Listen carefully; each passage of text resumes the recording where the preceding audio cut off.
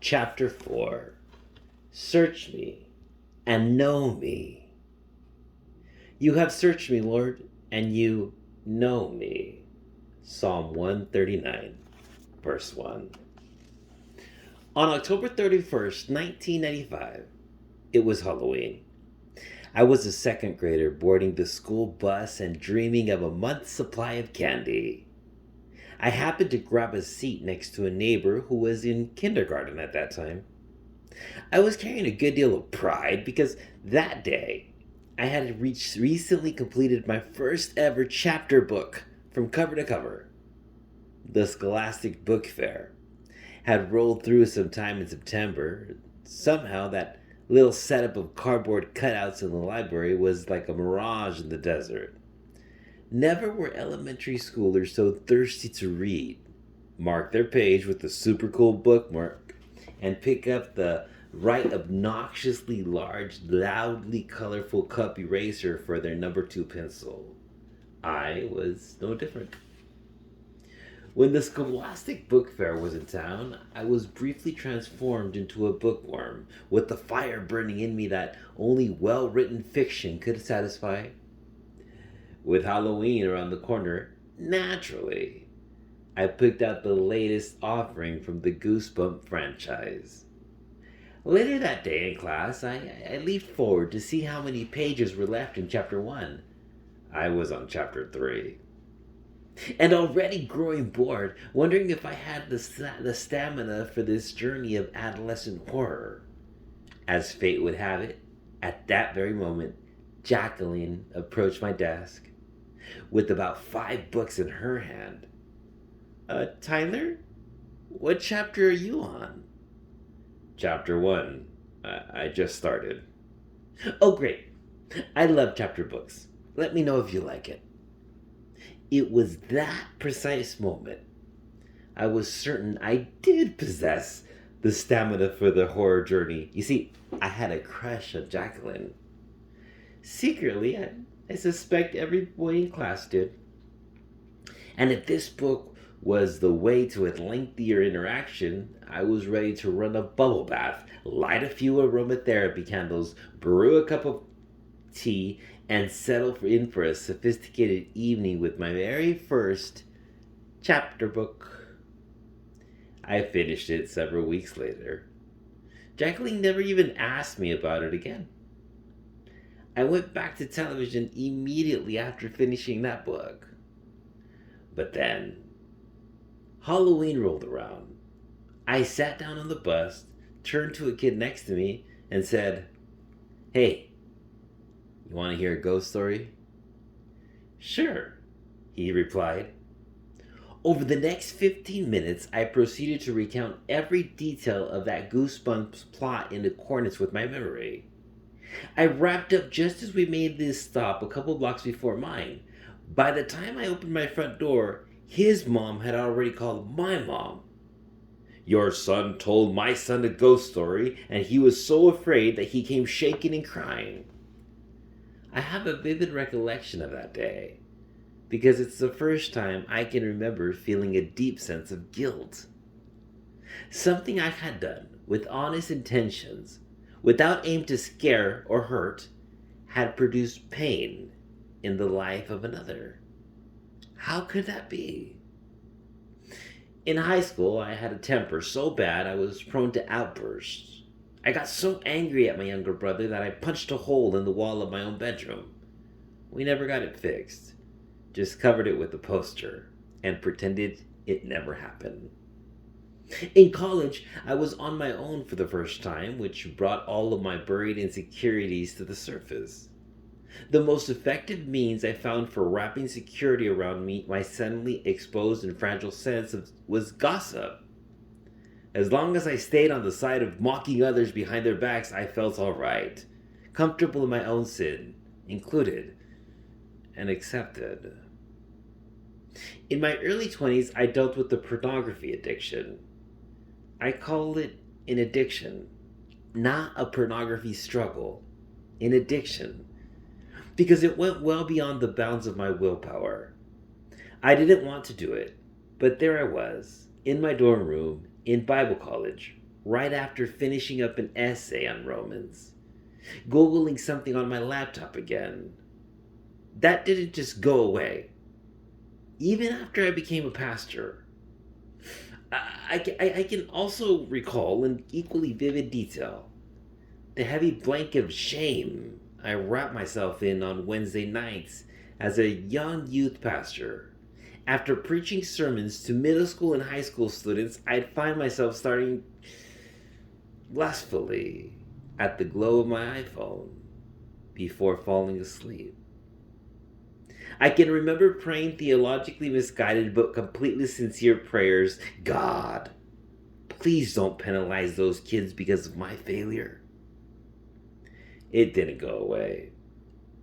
Even when I got married, your fiance discovering unflattering searches on your internet history is one thing. That follow-up conversation is awful, but confessing that you still find yourself typing those same words into those same search engines a year into your marriage, that's another. And unlocking your phone to see that she left the internet history open, knowing she snuck a moment to check up on you, is another thing entirely. It's at that point you realize that your struggle has ripped distrust through the relationship you care about most and produced pain and insecurity in the person you love dearly. Confession and the feelings of guilt and shame that often precede it get less cute as you grow up.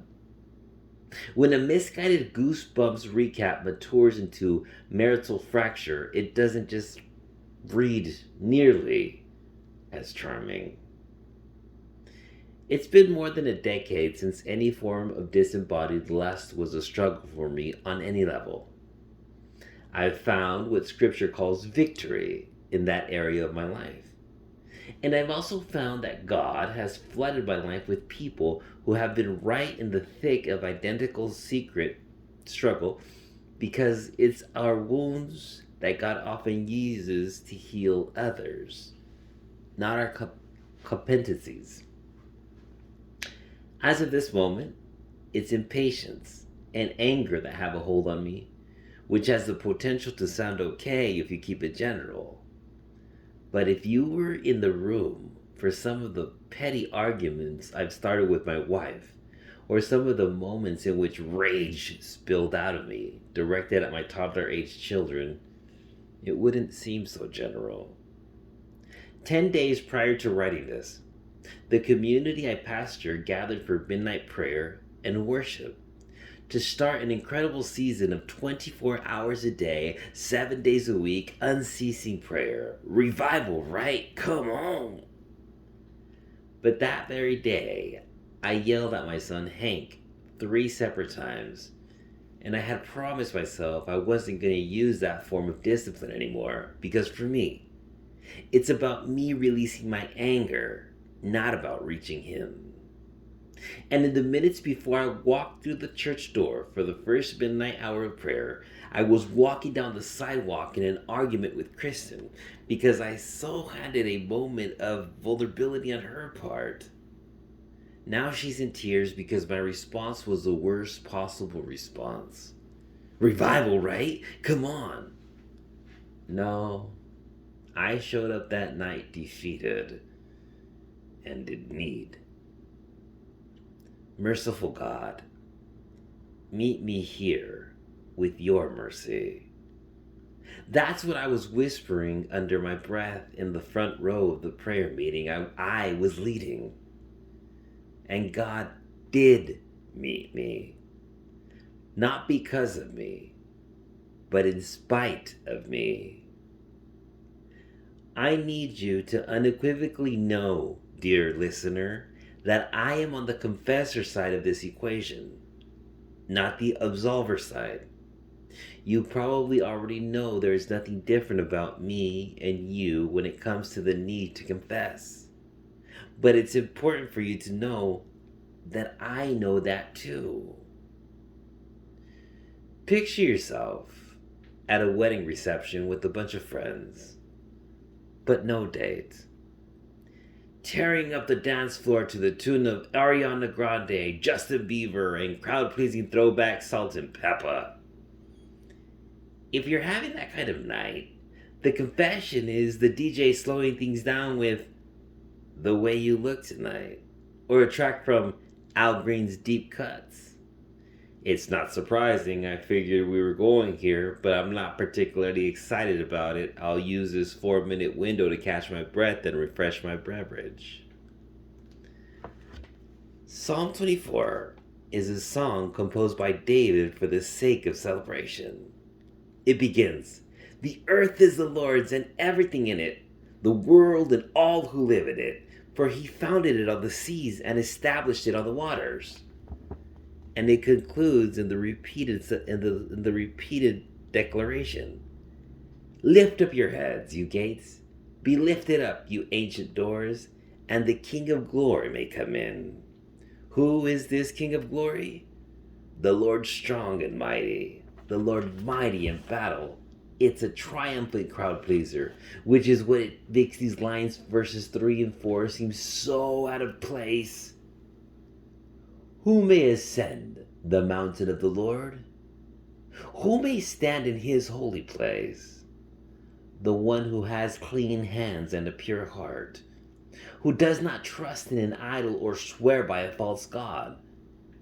Well, comparatively speaking, those lines are a bit of a downer, wouldn't you agree?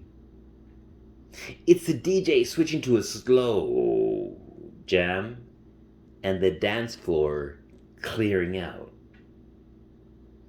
David has a bit of a habit of doing this. He is the author of the most of the Psalms, and he writes plenty of hits, but he tends to always sneak in a line or two or three that a savvy record label would have cut. The subtext is, "Who may ascend the mountain of the Lord? The one with clean hands and a pure heart." And that's not me. I imagine David whispered that line in defeat so many times before he sang it loudly and triumphantly. David wanted the presence of God more than anything, which meant that he was washed in God's holiness and at the same time confronted by his own fallenness. If it's the presence of the living God you want, confession is part of the deal. A really good part of the deal. Sin is simultaneously the most controversial idea in Christianity and the most universally agreed upon, even outside the church. In his seminal work titled Orthodoxy, G.K. Chesterton called sin the only part of Christian theology that can really be proved. 2 years after that statement, Chesterton published another book, this one titled What's Wrong with the World? The year was 1910, and there was plenty of talk of social progress in the West. He added his own voice to that progressive conversation, stating in summary, "You're after the right things, but you're ignoring a key part of the diagnosis. What's wrong with the world?" was his question, and his answer was simply this: I am wrong. I'm what's wrong with this world.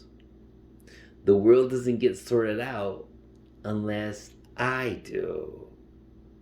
And that is actually not a primitive conservative religious idea. Freud, Plato, Martin Luther King Jr., Gandhi, and Jesus all agreed on that point, just to name a handful. Everyone agrees there's something wrong with the world. Everyone.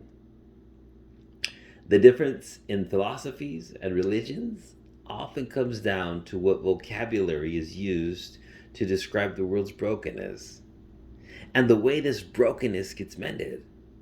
Sin is the precise point where historical eras, cultures, and philosophies all find agreement. Sin is also hugely controversial.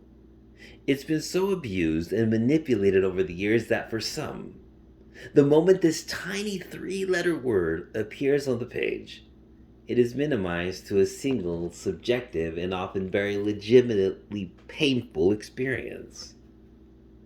The biblical idea of sin is not simple.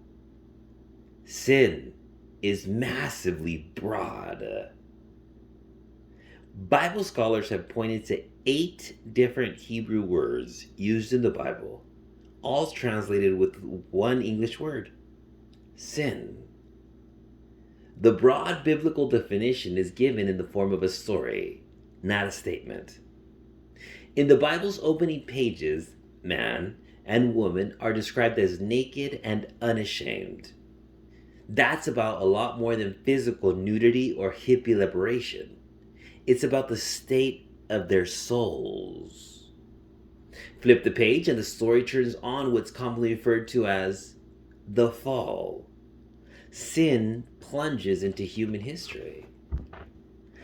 Believing in the existence of God has never really been the hang-up for us humans. Across cultures and eras, the existence of something bigger than us has always been the popular opinion, even today. In a post-Enlightenment, highly skeptical society bent on deconstruction, the majority of people believe in some kind of deity who is running the show. The hang-up is, and always has been, trusting the God we believe exists. Pretty early on in this story, Adam and Eve started to suspect that God was holding out on them. They plucked the forbidden fruit in an attempt to get a full, abundant, happy life apart from God. They trusted themselves, not the God they believed in.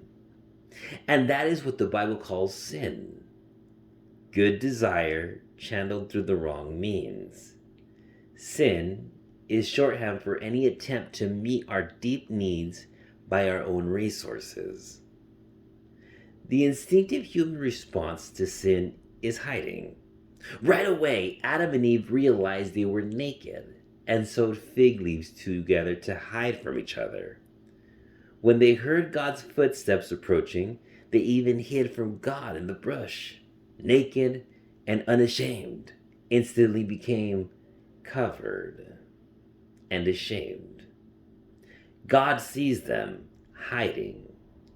And the bottom falls out of his stomach, verbalizing 2 questions: where are you? There's a long interpretive tradition in Judaism and early Christianity that sees this first question as an invitation to confession. An invitation Adam and Eve do not take. Leading to a second question: who told you you were naked? Said another way, God is asking, who stole my children's innocence? This observation is paramount and so frequently misconstrued. Sin, defined by the biblical imagination, is not an accusation or a condemnation, it's just a diagnosis. It's a trip to the doctor's office where you describe your symptoms and discover that there's a name for this disease. The trouble with disease is that it gets in the way of doing what we were made to do, namely, live free, healthy lives, using our bodies according to their design. The issue with sin isn't that God has a tight moral grid, and coloring within the lines is how we prove we're on his side. It's that sin inhibits us from doing what we were made to do best: love, to receive love, and to give it. Why does sin interfere with love? Because sin is a refused relationship with God that spills over into wrong relationship with others. Sin is always personal, and it's always against God. The way our sin hurts others is the collateral of the first refusal. As David prays, against you, you only have I sinned, and done what is evil in your sight. We do not sin against a law or a rule, we sin against our Father. Okay, back to the drama of Genesis 3. The heartbreaking scene ends with the statement, God placed on the east side of the Garden of Eden a cherubim and a flaming sword flashing back and forth to guard the way of the tree of life. The entrance back into the full, free, abundant kind of life made us for is guarded. Adam and Eve left the garden walking east, but they don't go alone. God goes with them. He's not lowering the standard of holiness, but he is coming after us. The biblical story isn't one of a compromising God. The biblical story is one of a pursuing God. From there, the rest of the Bible is mostly picture after picture of God's pursuing love. Here's a summary of the whole 66-book compilation if you want to save yourself some time. I've got good news and bad news. The good news is you are loved. Loved right now, without qualification or restriction. Loved unconditionally for who you are. Loved in a way you can't lose. The bad news is that you find it very hard to believe that and even harder to experience it. Your instinct is, and will forever be, to try to drum up your own lovableness to become lovable in some way you can define and control. To try to become, in your own eyes, what you already are in God's. The good news is called grace. The bad news is called sin. I know painfully and personally what it feels like to all of a sudden be aware of my need for forgiveness. Falling on my face defeated while accusing voices pound away inside my skull. And I know they're right. I am not a man of clean hands and a pure heart. My real life is a mockery of who I want to be and wish I was. And there, in the midst of exposed shame, I hear the rabbi whisper to me what he whispered to the adulterous woman, neither do I condemn you. That love I can't seem to outrun. It's the only thing powerful enough to change me. What if every time I find myself face down in shame, it's an opportunity to again hear his voice, neither do I condemn you. What if the parts of our stories we'd like to erase become in the end the parts we tell forever? What if when you find yourself there, it is an opportunity to clean yourself up, but instead to see yourself as who you really are? As he's always seen you, and still hear him call you beloved. God did not lower his standard of holiness. He found a way to make us holy that isn't dependent on our performance. Grace wins. Most theological expositions of the meeting point between our sin and God's forgiveness are 100% true, but are presented in such a way that they're stripped of all the emotion, all the heart. The Bible offers us a God who is emotional, even moved to action by his emotions. In fact, our emotions are a reflection of our Heavenly Father's. That doesn't mean every emotion we feel is good. It means there's a way to feel every emotion that's good, that reflects God's character. Salvation doesn't diminish our sense of anger, sadness, hope, passion, or desire. God's endgame isn't to make us into robots that execute flawlessly but feel nothing. Salvation redeems every human emotion as a reflection of God's divine image. When you and I act with conviction, when we really mean something, it rarely emerges from a carefully considered, purely intellectual course of action. We live deepest from the gut, not the head. The love I have for my child, the way I felt during the first dance at my wedding, the doubled over weight as I've held as I stared into the casket of a lost loved one, the laughter that came as I watched my niece open a gift on Christmas morning, None of that emerges from an intellectual equation I've solved.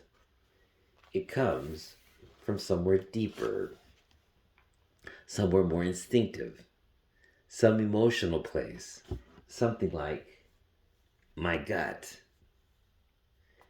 God has instinctive, gut level response to our sin and the havoc it wreaks on our lives.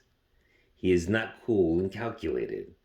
Scripture presents God with a deeper, more personal, emotional response to our condition. The author of Hebrews describes Jesus' response to sin as empathy.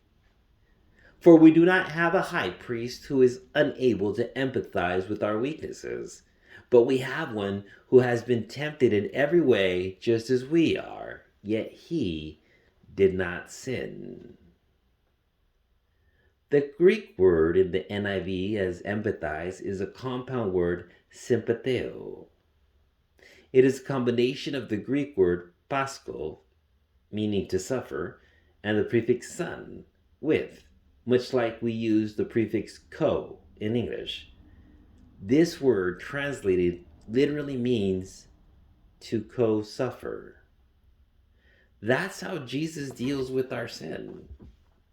He suffers with us, suffers the consequences of our thoughts, actions, and disordered desires, suffers the subtle agony of hiding and pretending and presenting a preferred self that traps us in perpetual insecurity, suffers the estrangement from God we willfully choose by managing a sin pattern we've grown tired of confessing rather than bringing it to the light of His inexhaustible love. Our intuitive assumption is that we are closest to God when things are going well. Jesus is by my side, present and helping when I'm living wisely and virtuously, keeping in step with His mission in me and the world. The author of Hebrews says the exact opposite. Jesus is nearest to us in our weaknesses, not our strengths. Our hearts, corrupted by sin, are like the poles of a magnet that push away, ever resistant to grace. Jesus' heart, uncorrupted, works exactly the opposite way. He is drawn to our sin, not intellectually, like a mathematician who has worked out this equation in 1,000 different ways and knows that grace is the only solution that satisfies the variables. It's instinctual, from his gut, his primal instinct. Jesus wants to run to us in our weaknesses to meet us there. Empathy most often emerges from shared experience. We empathize with the weak when their weaknesses matches our own experiences. The same is true for Jesus. Here is the source of his empathy. Jesus has been tempted in every way, just as we are, yet he did not sin. Jesus is a healer, yes, but he's the kind of doctor who has dealt with the same disease. He's a doctor treating lung cancer who also had lung cancer, felt the effects, and he even donated one of his lungs for a transplant. So you're talking to a doctor with experiential compassion for what you're going through and a wounded body from a battle with the same symptoms. Don't you see the profound difference in that healer? The care, sincere concern, and unhurried presence of that doctor compared to the one who just dishes out prescriptions. One of the names thrown around for Jesus is the great physician. But a doctor can't heal you without an accurate diagnosis. If you show up to a great doctor and describe yourself as generally sick, they're not going to be able to do a lot for you. To confess is to say, I want to name my symptoms completely and comprehensively because I want healing completely and comprehensively. The scandalous grace of the great high priest is impossible to discover in the abstract. It must come as close as personal experience. When insecurity has pinned you on your back and struggling to breathe, one of your relationships shatters, you slip on your climb toward assumed significance, you're overlooked, misunderstood, or betrayed by someone you trust, it's precisely there that Jesus is drawn instinctively to be with you, to feel the sting, to offer his healing presence, to empathize with your weakness and mine. He shares in my pain, takes on my condition, yet he did not sin. And that's our hope, our only hope. The one full of the deepest empathy is equally full of healing power. He is with us in our weakness, always. How do we take Jesus up on his power to heal? The answer is confession. Confession is how we turn to him, look him in the eye, and acknowledge his presence here with us, not to judge, but to rescue. If you are in Christ, you have a friend who, in your sorrow, will never lob down a pep talk from heaven. He cannot bear to hold himself at a distance. Nothing can hold him back. His heart is too bound up with yours. In Lit, Mary Carr's third installment in a brilliant trilogy of memoirs, she recalls the precise point in her life when her drinking had gotten so bad and had been that way for so long that she had a complete breakdown and checked herself into a mental hospital. The first night there, so anxious, she wants to crawl out of her own skin. She gets up in the middle of the night and goes into the bathroom, the only place she's allowed to be alone, unobserved. There, she falls on her knees for the first time in her life. She does something she thought was only for the unbearably religious and unrealistically superstitious. She prays. First, she unleashes a series of pent-up, angry, and accusatory questions she has held toward God for as long as she can remember. If you're really listening, where were you when? Sort of thing. Finally, at the end of that list of grievances, and out of breath, she begins to whisper in gratitude. Thanks for my husband. Maybe somehow he'll take me back after this. Thanks for my son, Dev, who was so sick as an infant but made it through. And as she's saying it, it hits her. I only came to the end of myself because someone needed me to keep it together, and I couldn't. By checking into the hospital, I said in some deep way, I give up. Uncle. I've stopped figuring out so hard and begun to wait, sometimes with increasing hope to be shown. Then it hits me. I'm actually kneeling before a toilet. The throne, as other drunks call it. How many drunken nights and slung over mornings did I worship at this altar, emptying myself of poison, and yet to pray to something above me, something invisible, had, before now, seemed degrading. On her knees, head resting on a toilet seat belonging to a rehab center, undressed of everything she had convinced everyone else she was, finally naked before God, and in her nakedness her shame was being washed in divine love. God does not deal with sin by ridding our lives of it as if it were a germ or mice in the attic. God does not deal with sin by amputation as if it were a gangrenous leg, leaving us crippled, holiness on a crutch. God deals with sin by forgiving us. And when he forgives us, there is more of us, not less. David discovered the healing power of forgiveness. And that discovery turned confession from a slow dance to a victory dance. You have searched me, Lord, and you know me. he wrote in Psalm 139. David openly invited the Spirit of God to search him, to dig through his interior life and uncover any sin he found there. He even celebrated it. Confession is a terrifying gift, which sounds like a contradiction because it is. But confession is a terrifying gift. The alternative to hiding is the refusal to hide. The terrifying insistence on exposing ourselves to God. That's the only way to open ourselves up to an unconditional love. Ever wonder what made David a man after God's own heart? That's the phrase inscribed on his tombstone. But read his bio. He was also a liar, manipulator, adulterer, maybe rapist, depending on how you weigh the evidence, and a murderer. So what about his life made his heart like God's? Only this.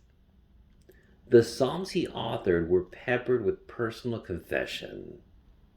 Honest, unfiltered, raw nakedness before God. He was long way from perfection, but he refused to hide. When he realized he was naked, he didn't pick up the fig leaves. He ran to the Father. In the ancient Near Eastern world from where the Bible emerged, successive cultures built cities right on top of the ruins of old ones. People didn't bother developing new land, they just burned down what used to be there and built the new city. Right on top of the old. An archaeological dig in the Near East is discovering one period of history and then another period that is a layer beneath that, and then another. It's as though we need to wipe the dust off of story after story after story. That's confession. To excavate down into the layers of your own life, uncovering not just what's obvious on the surface, but the layers of personal history underneath that continue to inform your present. One of the biggest mistakes we've made in the modern church is to reimagine spiritual maturity as the need to confess less. The unspoken assumption is, as I ascend in relationship with God, I confess less because I have less to confess. True maturity, true spiritual maturity, is the exact opposite. It's not an ascension. It's an archaeological dig as we discover layer after layer of what was in us all along. Spiritual maturity means more confession, not less. Maturity is discovering the depths of my personal brand of fallenness and the depths to which God's grace has really penetrated even without me knowing it. The desperate need of our time is not for successful Christians, popular Christians, or winsome Christians. It's for deep Christians. And the only way to become a deep Christian is through the inner excavation called confession. The pathway of spiritual maturity is a descent, not an ascent. A maturing community is a confessing community, not a church without sin, but a church without secrets. When we come in and out of God's presence in gathered communities with our deepest needs and secret hidden, we are essentially saying, Jesus' victory is not enough. It's not enough for me. Not enough for this. I just need more time. I can sort this out on my own. How do we combat the insistent internal narrative that was planted in us at the fall? That keeps us in a perpetual state of hiding and dressing ourselves up with our choice fig leaves. Confession. We let David's words inspire our words. We take David's ancient prayers as a script of our current ones. You'll be hard-pressed to find a single one of his prayers that didn't involve undressing himself before God. We say we believe in grace, but confession is how we actually trust what we already believe in. The very parts of our stories we most want to edit or erase altogether become the very parts of our stories we'd never take back and never stop telling. That's the kind of God our author is. Count Nicholas Ludwig, a German 20-something sitting on a sizable inheritance, turned the family property into a refugee relief camp in 1722. They gave the small Moravian village the name Hernet, meaning the Lord's Watch. It was to become the birthplace of a great revival and the modern missions movement. It all began with a refugee village committing to a 24/7 prayer, which 100 years of nonstop prayer later became known as Moravian Revival. The really interesting thing about this revival, the very interesting part of this revival, is not the revival stories, but the revival origins. If you read the direct accounts from those refugees, they don't make such a big deal about the prayer movement. The story they tell is about the unlikely night on which the prayer movement started. Okay, so we welcomed a group of refugees into the family of God and then gave this radical vision, an early church kind of community alive again, here and now. So let's build this community that looks like the Bible. The kind of community they intended to become required daily countercultural decisions to prioritize the other, and that's fundamentally against human nature.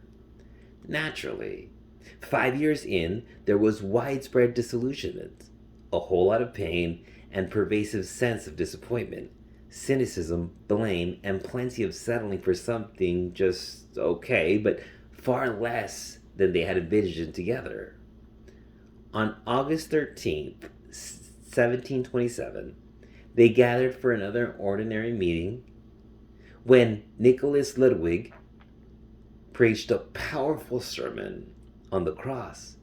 And as he did, the Holy Spirit fell in such an overwhelming way that in that very moment, in that very meeting room, they began to confess their wrongs and forgive one another. No buts, no explanations, no holding back, just naming the wrongs and wiping the slate clean.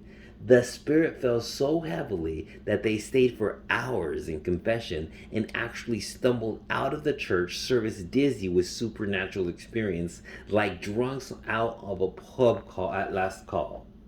2 weeks after that night, they decided to start a prayer. They decided to start a prayer meeting. That prayer meeting lasted 100 years. So how did this revival happen?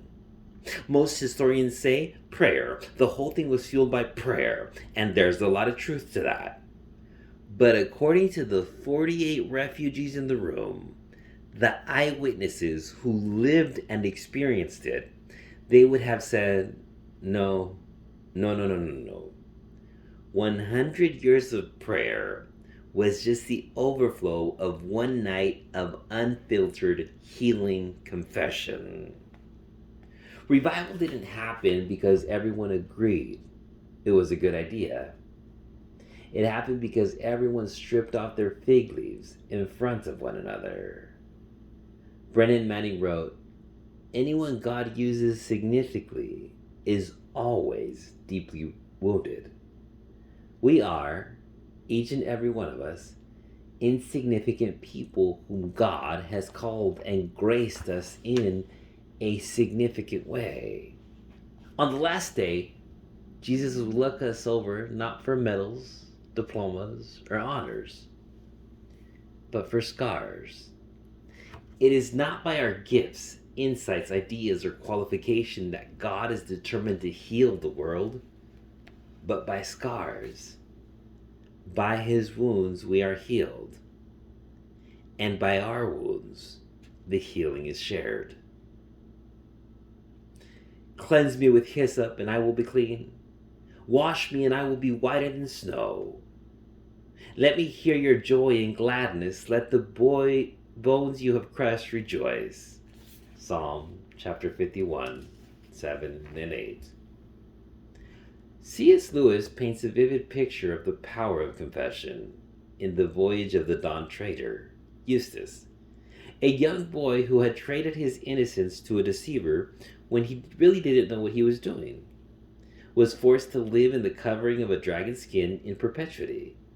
Lewis's mystical reimagining of Genesis fig leaves, he tried to pull the dragon skin off himself plenty of times before, only to see that dragon skin grow back.